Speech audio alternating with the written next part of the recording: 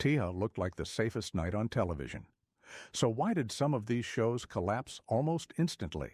BC's TGIF lineup wasn't just popular, it was a weekly ritual, a guaranteed win for family sitcoms. But hidden between the hits were shows that didn't just struggle, they vanished quietly, fast. Tonight, we're uncovering the TGIF series that had everything going for them and still failed. Sometimes after just a few episodes. Two of a Kind, 1998 to 1999. It should have been a guaranteed hit, and that's exactly why its failure felt so strange. BC took two of the most recognizable faces from TGIF history, the Olsen twins, and built an entire show around them.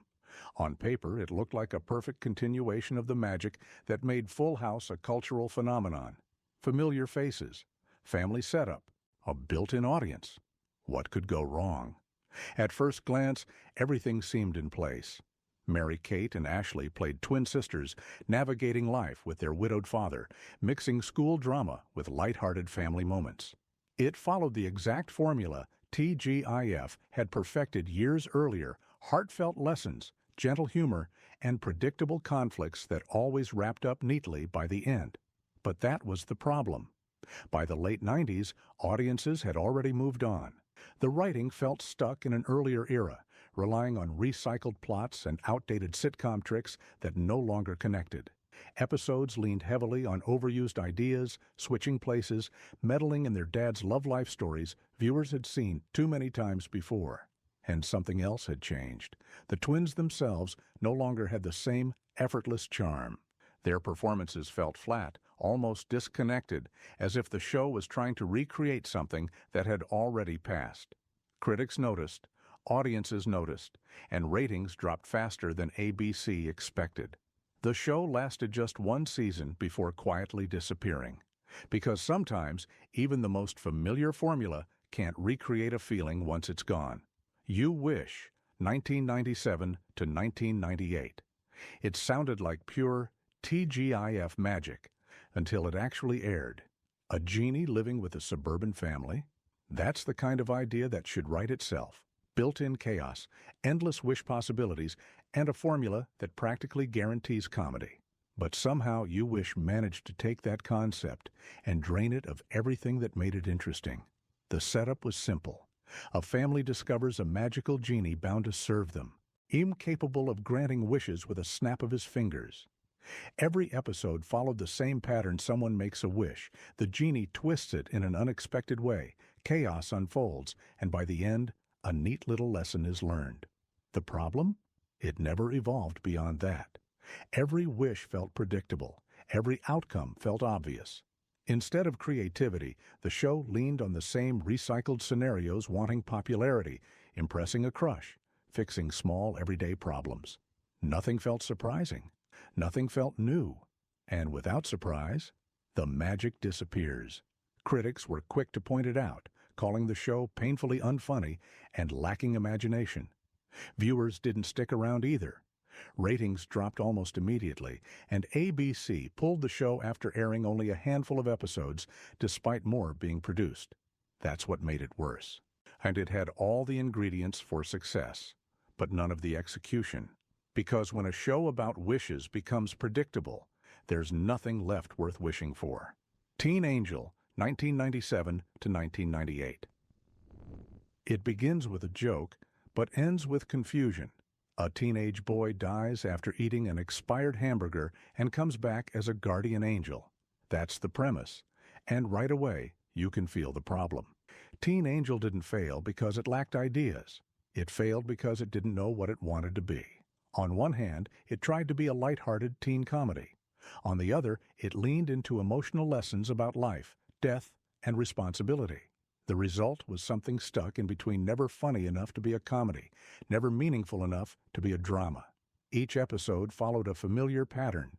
The angel returns to guide his best friend through everyday teenage problem: school, relationships, peer pressure.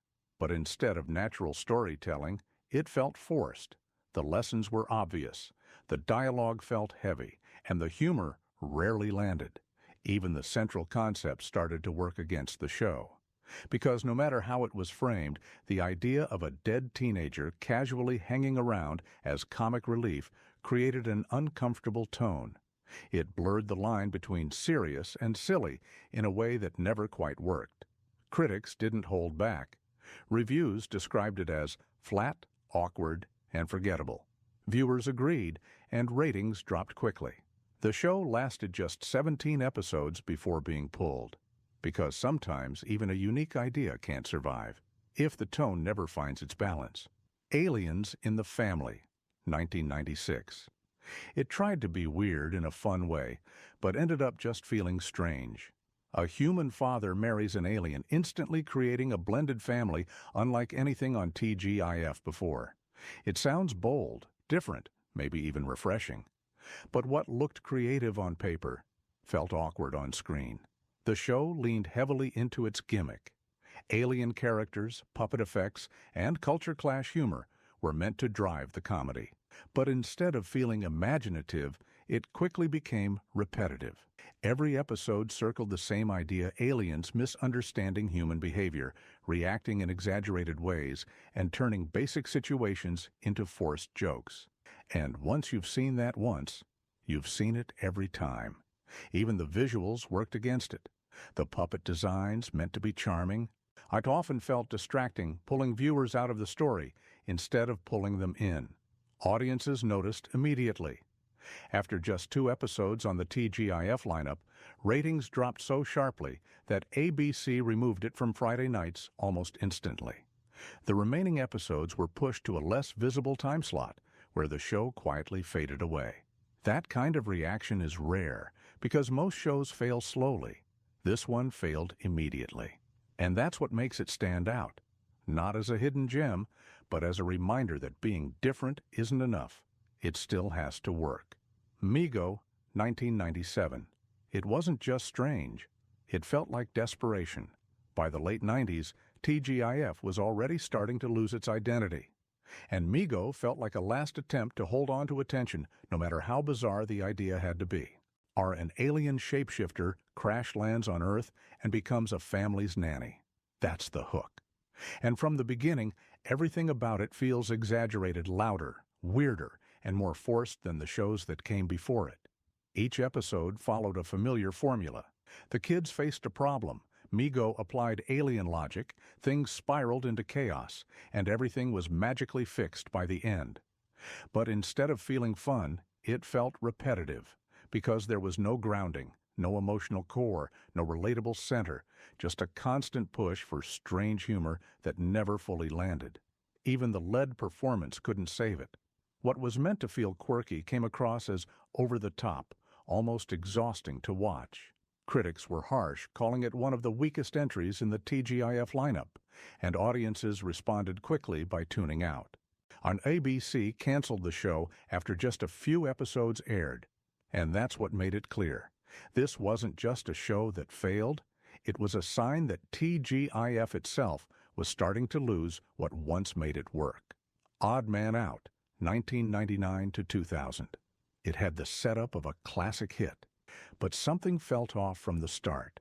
A teenage boy growing up in a house full of sisters sounds like easy comedy. Built-in conflict, endless situations, and a perspective audiences could instantly relate to. But Odd Man Out never fully found its voice. At times, it tried to be a heartfelt family show. Other times, it leaned into exaggerated teen humor.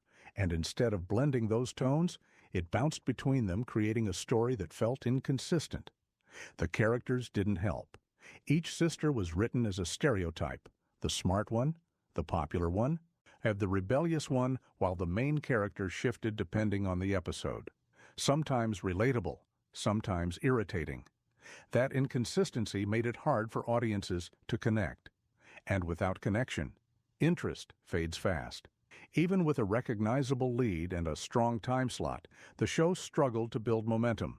Critics described it as thin and forgettable, and viewers didn't stay long enough to prove them wrong. It lasted just over a dozen episodes before being canceled. Because having a good idea isn't enough. You have to know exactly what your show is.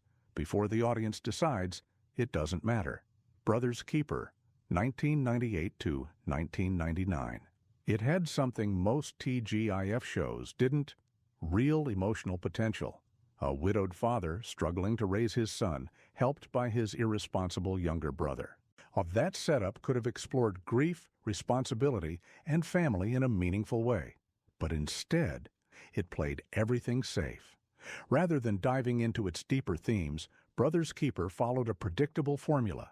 The reckless brother causes trouble. The responsible one reacts. The child delivers a clever line. And by the end, everything resets. Again and again. The emotional weight was always there, but rarely used. And that created a strange disconnect, because the show hinted at something deeper but never fully committed to it. Instead, it leaned into familiar sitcom patterns that felt too safe, too expected, and ultimately forgettable. Critics described it as bland watchable, but instantly forgettable. And that might be worse than being bad, because at least bad gets remembered. The show lasted a full season, but never gained real traction, and in a lineup built on strong identity and memorable characters.